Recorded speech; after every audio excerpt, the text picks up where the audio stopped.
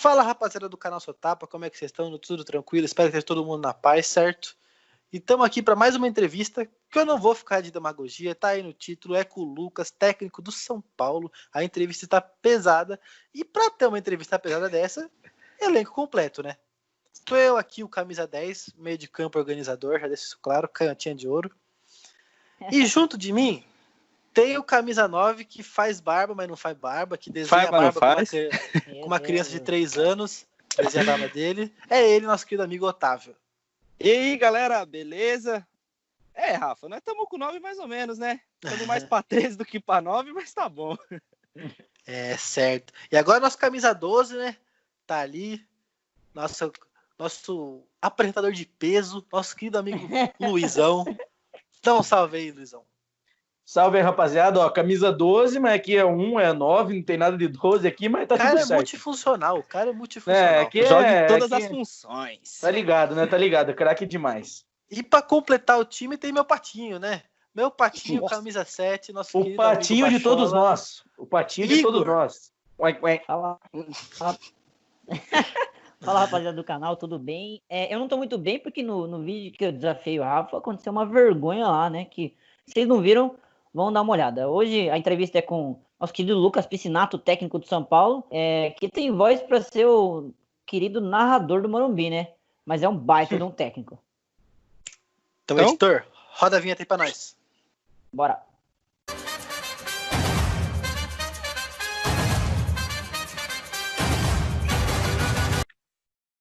Bora lá então, rapaziada. Estamos aqui hoje com o nosso querido Lucas Piscinato, o técnico do futebol feminino do São Paulo Futebol Clube. Fala, Lucas, tudo bem?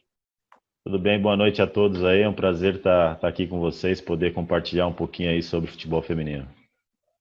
Bora lá então, bora lá. Quem vai começar perguntando, questionando o nosso querido Lucas é o nosso amigo Otávio. Fala, Otávio. E aí, galera, beleza? Como vocês estão? Tranquilo? Primeiramente, queria agradecer mais uma vez a participação do Lucas aí, ter aceitado o convite. E dando sequência, então, Lucas, eu queria saber qual foi a sua grande inspiração como técnico dentro do futebol? Cara, eu sempre falo que inspirações no futebol, elas são muito, na minha cabeça, né, são muito cíclicas, né? Então, quando eu iniciei na faculdade em 2008, eu enxergava o futebol de uma maneira bem diferente da que eu enxergo hoje.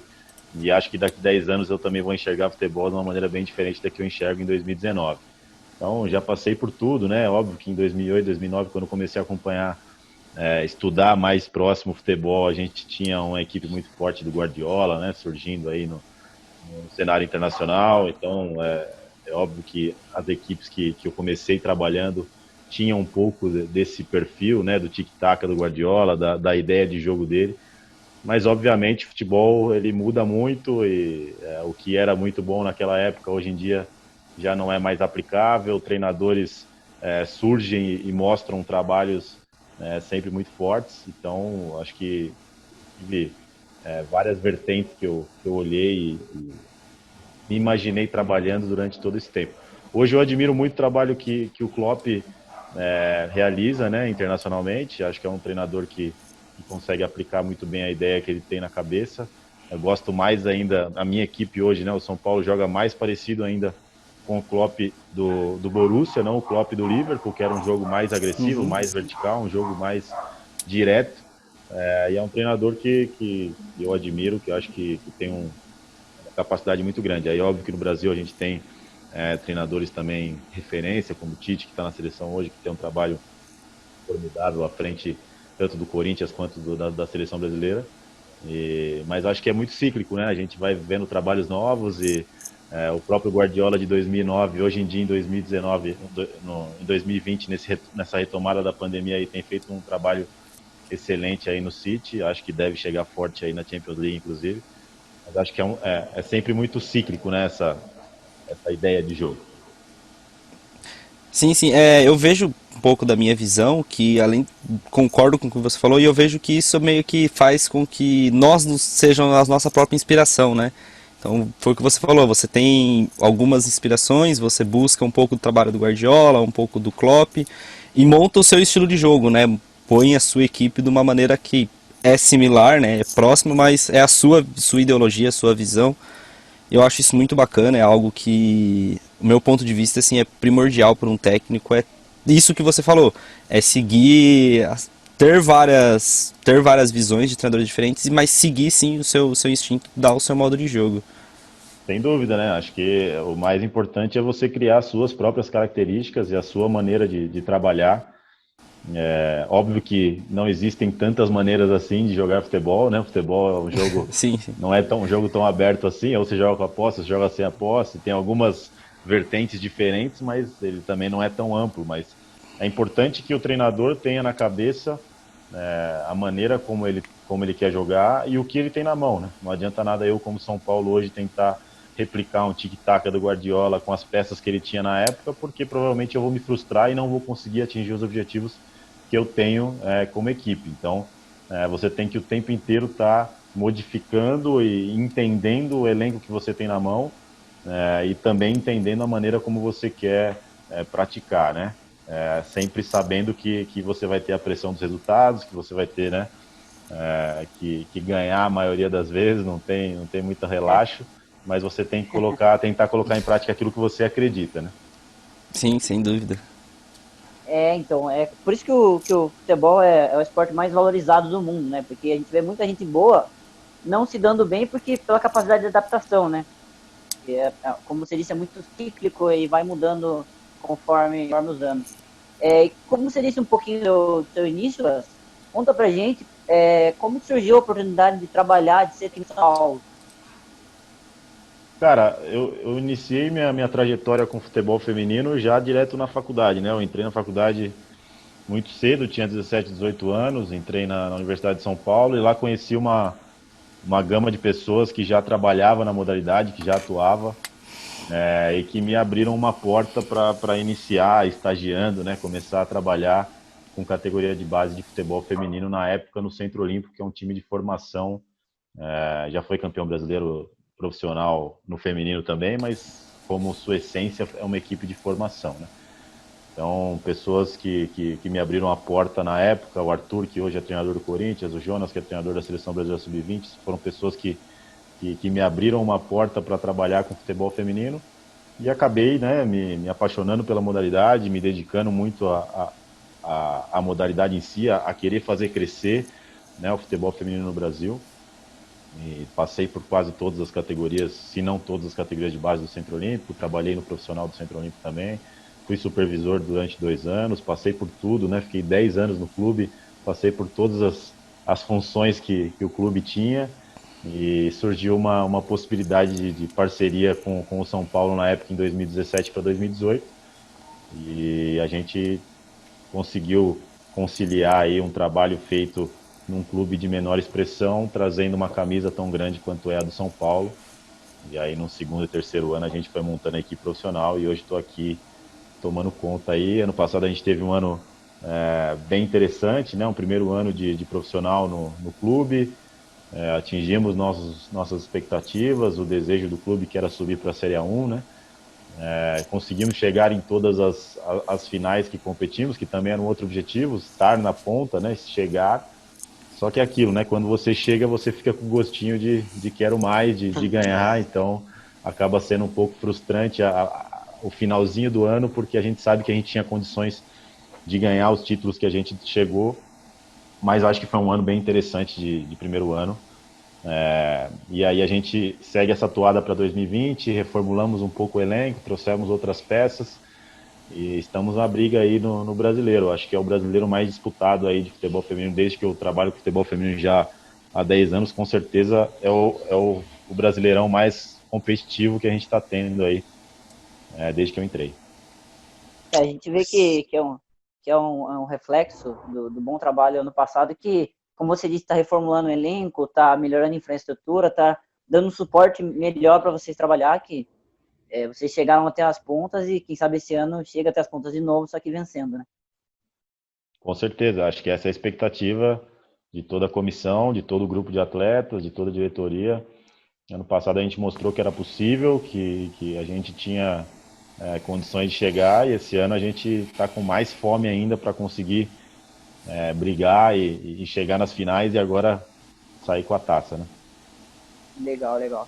Certo. Estilo Tic-Tac, Guardiola, a bola é do Rafael, né?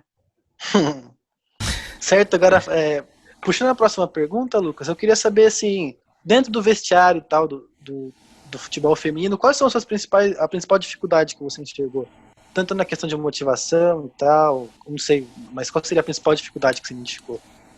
Cara, eu vejo que o vestiário e o dia a dia do futebol feminino, a época de início de faculdade, trabalhei também com futebol masculino universitário na própria Universidade de São Paulo. Então, vivenciei também vestiário como atleta, sei como é que é o dia a dia. E eu vejo que não tem muita diferença, não tem muita, né? O vestiário do futebol masculino acontece isso, o vestiário do futebol feminino acontece aquilo. Acho que é muito parecido, acho que tem as atletas que vão comprar a tua ideia 100%, tem atleta que não vai comprar a sua ideia e vai virar o rosto, tem atleta que vai querer te derrubar, né? É normal, natural, e acho que todo grupo acontece e a gente tem que, como treinador, tentar maximizar as qualidades que o grupo e o vestiário podem te fornecer e tentar minimizar aquilo que não vai te agradar ou que não vai te agregar em nada, né? Então, acho que as dificuldades e as facilidades são a mesma, né? É um vestiário, a gente tem que saber lidar com a frustração de quem não está jogando, né? São 11 que jogam, o nosso elenco geralmente são de 30, e você tem que lidar com a frustração daquelas que não estão atuando. Você tem que saber controlar o ego daqueles que estão jogando sempre para mostrar que o tempo inteiro tem que demonstrar e tem que colocar em campo aquilo que tem treinado. Então, acho que as dificuldades são as mesmas.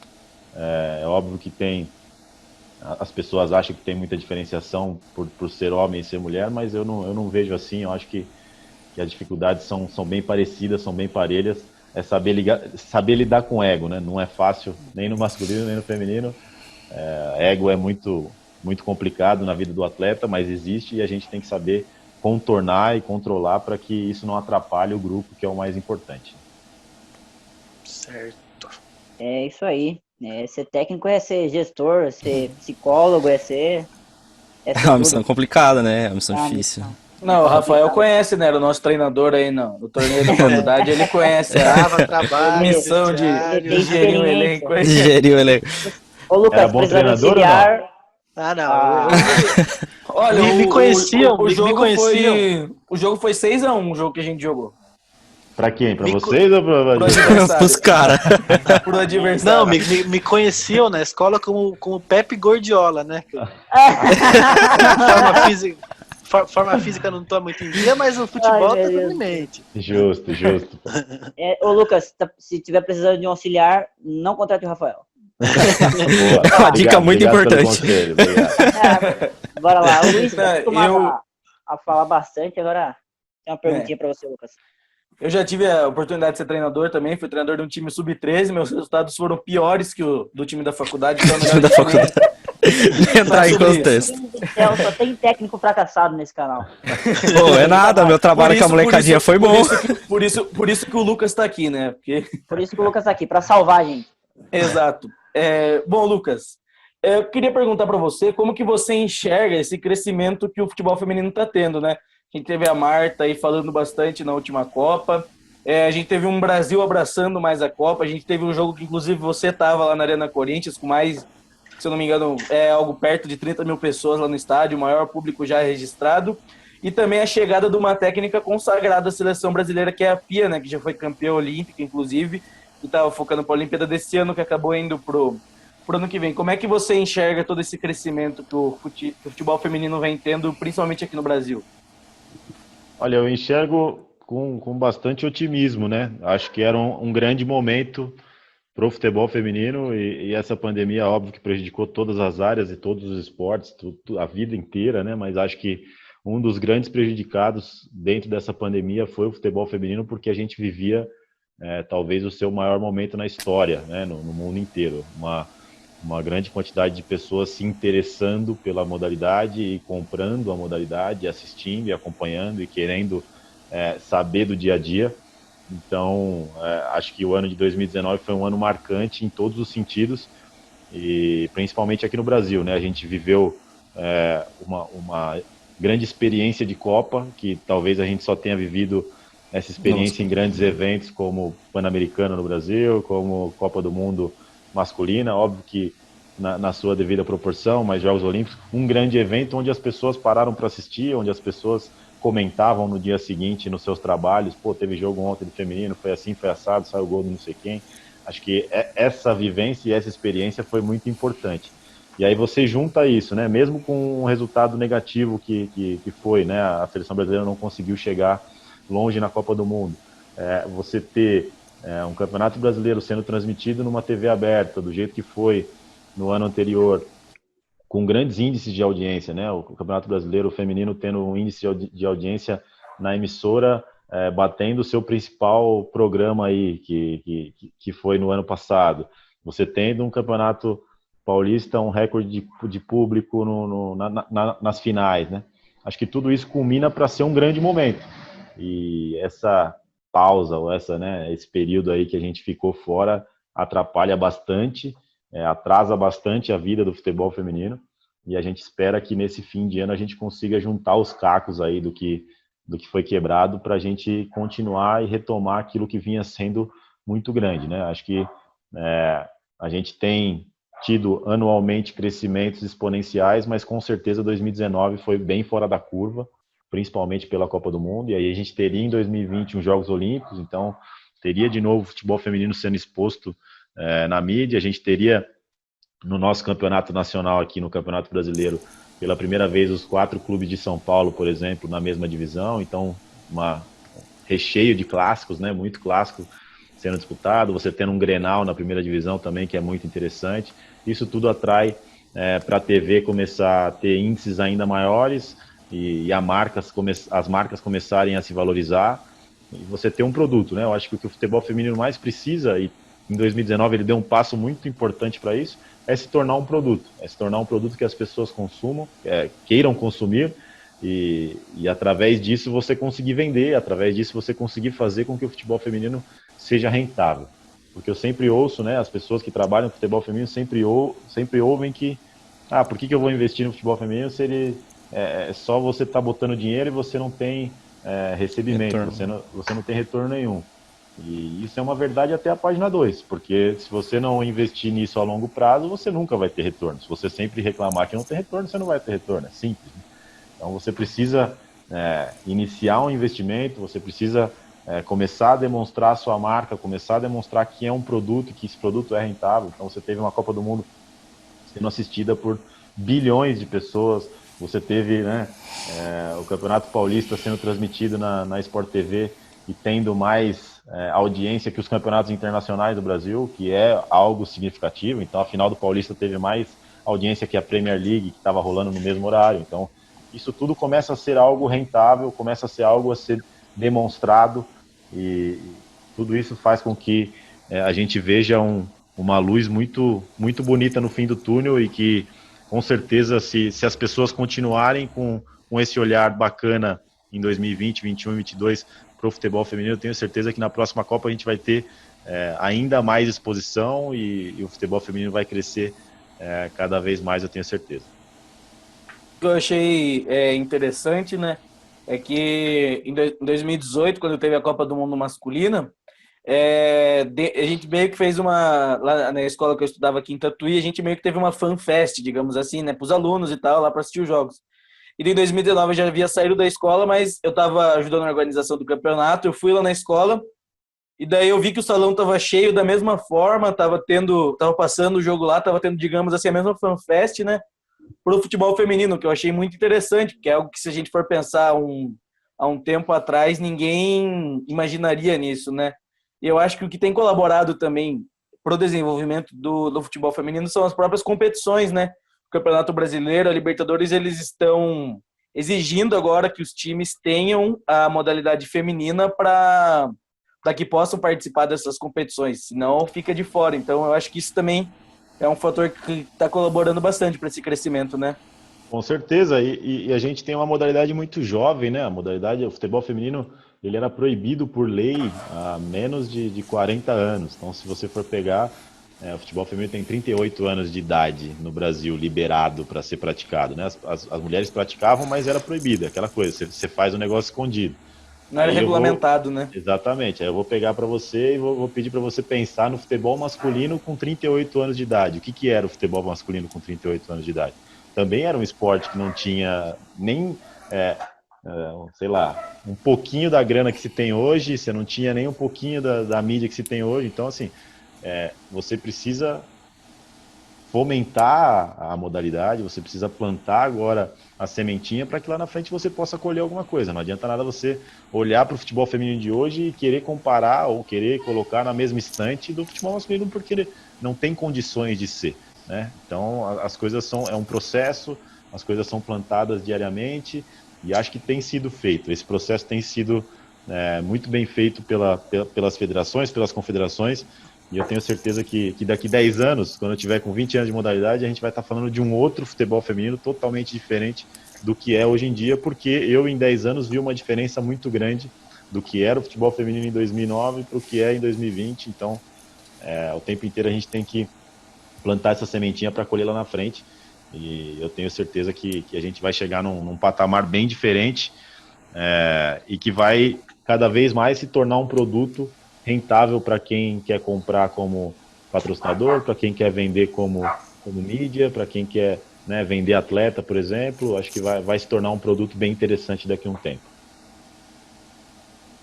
Tudo caminha passo a passo, né? E não é diferente com o futebol feminino, né? Como você disse, o masculino também foi passo a passo, foi tempo ao tempo, e eu acho que a Copa do Mundo ano passado foi um passo muito grande que a modalidade deu. Eu nunca vivi uma Copa feminina como eu vivi ano passado, particularmente falando agora, e eu espero viver muito mais vezes essa Copa, porque eu vivi a flor da pele, vivi sofrendo, e, meu Deus do céu, meu coração Passamos ia parar na nervoso, boca. passamos nervoso mesmo. Meu Deus do céu, passei nervoso, eu achei que a gente ia ganhar ainda. Bom, a gente tá falando um pouquinho de dificuldade, da modalidade, vamos falar um pouquinho de dificuldade sua, Lucas, um pouco, qual foi a maior dificuldade que você teve para chegar ao posto que você tá? Porque é um posto importante, é um grande clube do futebol brasileiro, é uma camisa pesada.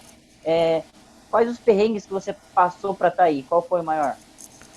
Olha, trabalhar com futebol feminino é um perrengue por si só, assim, né? Porque você tá o tempo inteiro lidando com uma expectativa muito baixa da sociedade em si em torno da modalidade. Então, a gente passou por diversos momentos financeiramente em que os clubes tinham dificuldade para arcar com aquilo que eles prometiam, de saber que você está dentro de um processo que talvez durante muito tempo você vai ficar sem a parte financeira sendo rentável para você, mas é aquilo. Se você deseja algo, se você quer algo que aconteça dentro da sua vida, você tem que se dedicar para aquilo que você quer fazer.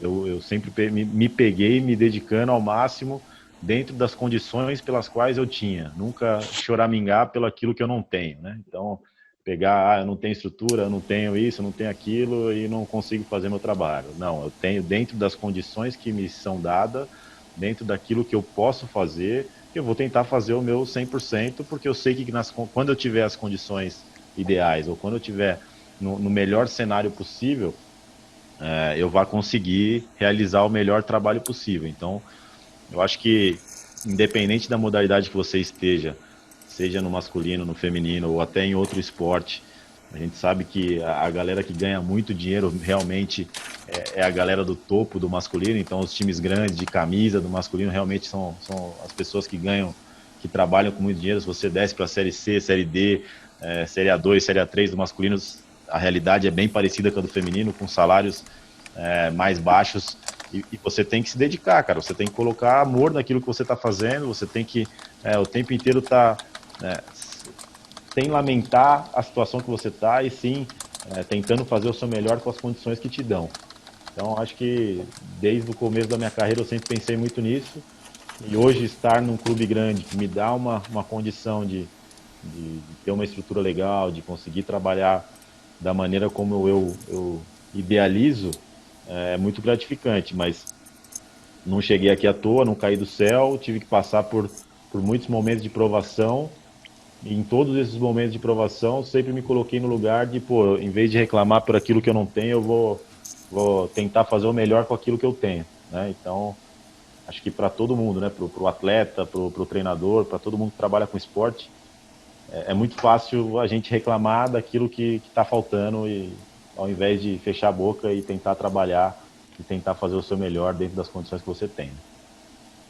Bora. Bom, rapaziada, vocês estão vendo aí que é um papo realmente muito importante, muito sério, um pouco descontraído também, sobre o futebol feminino e o trabalho que eles realizam. Então vamos lá, a gente vai acabar dividindo esse vídeo aí para que não fique muito cansativo para vocês. E aí o próximo vídeo vai sair logo logo, aí acompanhe no canal aí. Alguém quer falar alguma coisa aí ou a gente já pode... Não, lá, provavelmente fala, vai sair na próxima semana, né? As entrevistas Outro normalmente domingo. ficam de domingo, Outro domingo. então normalmente vai ficar beleza. próximo domingo. É isso aí, só seguir as redes sociais, deixar o like, Ativa curtir o sininho no aí, canal. mano. Ativa o sininho aí que você vai saber quando vai sair. E aguarda que vai Se ser a primeira parte tá boa, top. segura pra segunda.